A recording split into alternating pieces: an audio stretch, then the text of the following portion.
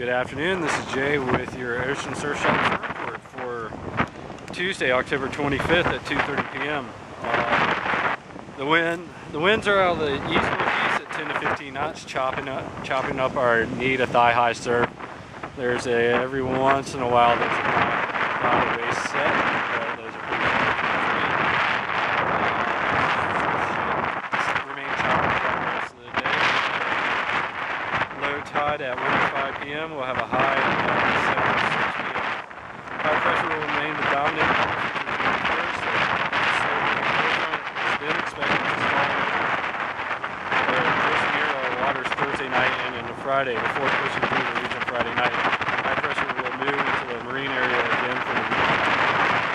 Surf to drop through tomorrow and the Friday. For flat conditions, we should see a high angle north wind swell for the weekend with a waist high range.